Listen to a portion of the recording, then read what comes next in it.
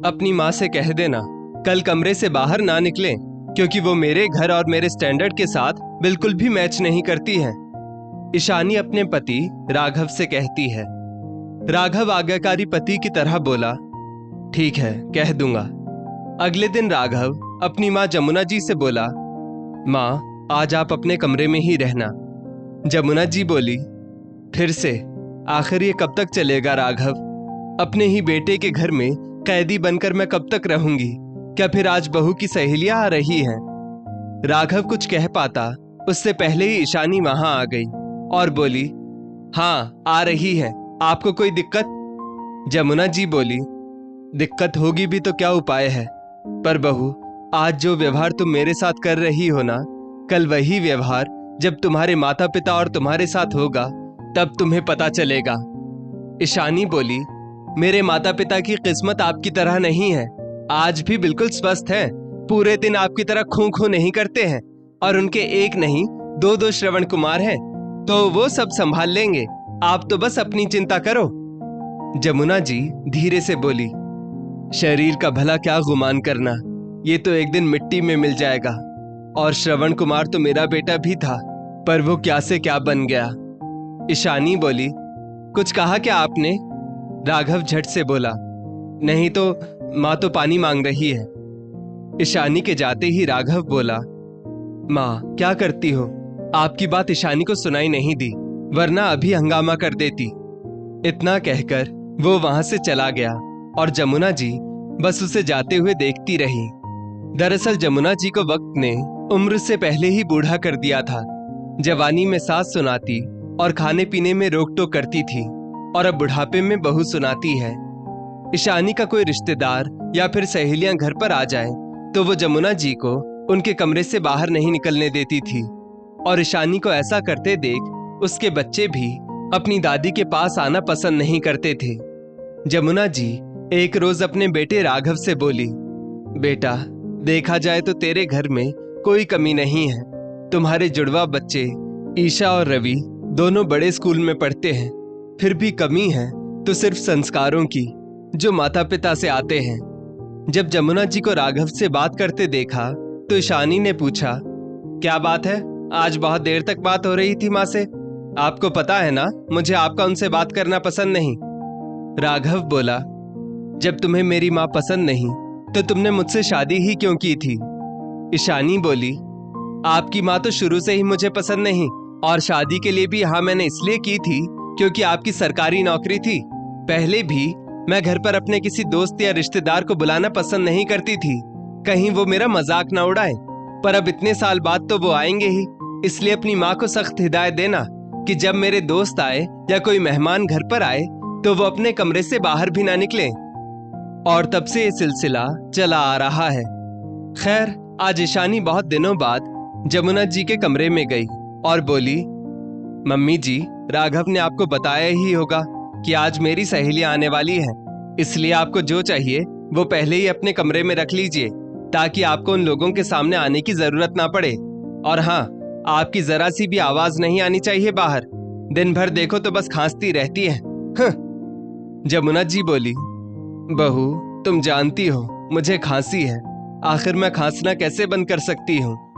ईशानी बोली, मुझे नहीं पता, बस मुझे आपकी आवाज नहीं आनी चाहिए। इतना कहकर वो उनके कमरे का दरवाजा बंद करके बाहर आ गई। कुछ देर बाद बाहर पार्टी का दौर चल रहा था, नाश्ता वगैरह सब कामवाली दे रही थी। तभी ईशानी की एक सहेली रूपा बोली, ईशानी तुम घर में अकेली हो, कोई भी दिखाई नहीं दे रहा। ईशानी बोली, हाँ बच्चे स्कूल गए हैं, पति ऑफिस में और मैं यहाँ। रूपा बोली, मैंने तो सुना था कि तेरी सास है, वो कहाँ है? इतने सालों में एक बार नहीं मिले हम उनसे। ईशानी बोली, मम्मी जी घर पर नहीं है, वो तो अपनी सहेलियों के साथ शॉपिंग करने बाहर गई है। और बात टल गई। इधर जमुना जी अपनी खांसी रोकने के लिए तकिए में मुंह दबाकर खांस रही थी ताकि आवाज बाहर ना जा सके, पर जैसे ही वो अपनी दवाई लेने के लिए उठी तो उनको खांसी होने लगी। रूपा बोली, अरे अंदर कोई है क्या? शायद कोई खांस रहा है। ईशानी सोचने लगी, हे भगवान, ये बुढ़िया सुधरेगी नहीं, मेरी जिंदगी नर्क बनाकर रख दी है। फिर बात को संभालते हुए वो बोली, अरे वो तो अंदर हमारी दूसरी नौकरानी जमुना है।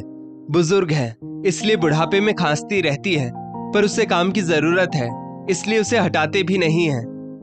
अचानक ईशानी की दूसरी सहेली बोली, यार मदद तो अपनी जगह है, पर फिर भी इतने बुजुर्ग इंसान को काम पर नहीं रखना चाहिए।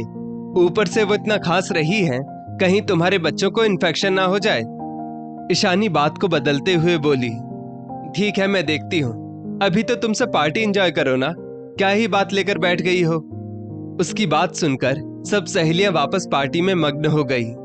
सभी सहेलियों के जाने के बाद वो तमतमाती हुई जमुना जी के कमरे में गई और चिल्लाकर बोली, कहा था ना आपको कि आपकी आवाज नहीं आनी चाहिए, फिर भी आप जानबूझकर ऐसी हरकतें कर रही थी ना, ताकि मुझे सबके सामने शर्मिंदा होना पड़े।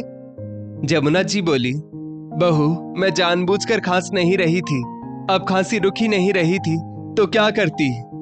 ईशानी बोली, बस बहुत हो गया, अब तो आपका बंदोबस्त कहीं और करना ही पड़ेगा। इतना कहकर वो चली गई। शाम में जब राघव घर आया, ईशानी बोली, अपनी माँ का बंदोबस्त कहीं और करो, मैं अब उनके साथ नहीं रह सकती। ईशानी मान नहीं रही थी तो राघव बोला, मैं सरकारी अफसर हूँ, अगर बाहर ये पता चल गया कि मैं अपनी माँ को वृद्ध आश्रम छोड़कर आया हूँ तो लोग क्या कहेंगे, वो तो हम पर हंसेंगे ना।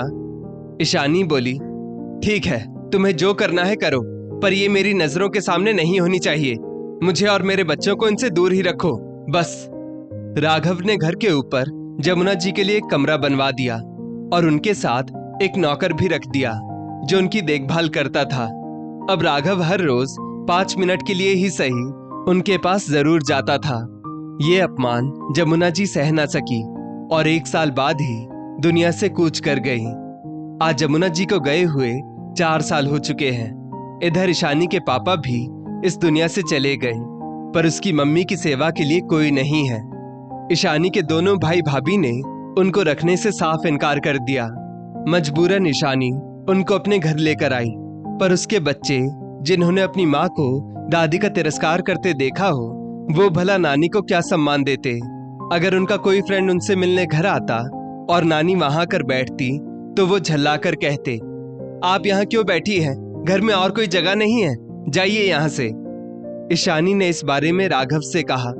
राघव बोला, इसमें मैं क्या कर सकता हूँ? जब तुम नहीं समझना चाहती थी तो तुम अपने बच्चों से कैसे उम्मीद कर सकती हो?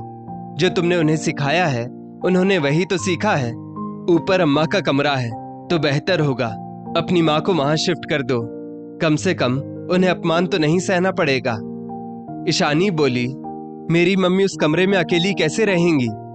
राघव बोला, जैसे मेरी माँ रहती थी, बच्चों को जैसे संस्कार दिए हैं हमने, शायद एक दिन हमें भी उसी कमरे में रहना पड़े, तो भविष्य के लिए तुम भी तैयार रहना।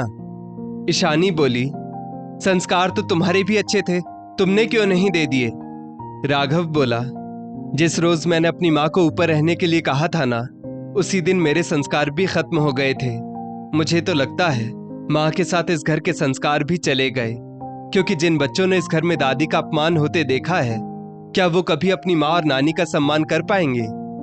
अपनी बात कहकर राघव दूसरी तरफ मुंह करके सो गया। अगले दिन ईशानी ने अपनी माँ को जमुना जी के कमरे में शिफ्ट किया। उस रोज उसे एहसास हुआ कि वक्त का पहिया घूमता है और हमें अपने कर्म यहीं भुगतने पड़ते हैं, इसी जन्म में। दोस्तों, हर इंसान इस सच्चाई से अवगत होता है, फिर भी पहले अपने आने वाले भविष्य को खराब करता है और अपनी आने वाली पीढ़ी को गलत करना भी खुद ही सिखाता है। इस स्टोरी को लेकर आपकी क्या राय है? नीचे कमेंट करके जरूर बताइएगा और ऐसी ही और भी बेहतरीन वीडियोस के लिए हमारा पेज जरूर फॉलो करें। धन्यवाद।